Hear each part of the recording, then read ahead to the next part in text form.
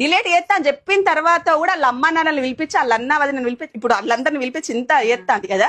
సరే police station పోతారా పోనీ, పోలీస్ స్టేషన్ లోనే చూసుకుందాం. నేను చేసింది తప్పు కాదు, నేను అలా వీడియోలు పెట్టుకున్నా అంటే నా మరిది వీడియోలు నేను పెట్టుకున్నా. ఇప్పుడు మరిది అనే పెట్టినా కదా, సరే వాళ్ళకి ఇష్టం లేకపోతే మెల్లగా చెప్పాలి ఇష్టం లేదని. ఇప్పుడు మామూలుగా జనాలకి ఏంటిది, రూపేష్ నీ వీడియోలు ఎందుకు కనబడతలేడు అని అడుగుతారు. ఇప్పుడు నాకు అదే కదా ప్రాబ్లం. ఇప్పుడు అందరికి తెలియాలి రూపేష్ ఎందుకు కనబడతలేడు అంటే, రూపేష్ వాళ్ళ భార్యకి ఇష్టం లేదు చేసుడు. ఇప్పుడు నేను వాళ్ళ వీడియోలో కనబడద్దట, వాళ్ళకి వ్యూస్ పోవట నేను కనబడితే. సరే అదే దానికి కేసు పెట్టే వరకు ఇప్పుడు పోలీస్ స్టేషన్ లో అర్ధరాత్రి 10కి వచ్చి వాళ్ళు నా మీద ఇంటి మీదకి వచ్చి కాదత్తమ్మా ఇప్పుడు ఈ టైంకి వచ్చి పోలీస్ స్టేషన్ లో కేసు పెడతాడు. నేనేం తప్పు చేసిన? ఇద్దరు మాట్లాడుకున్నారు కదా, నేనేమన్నా తప్పు చేసినా?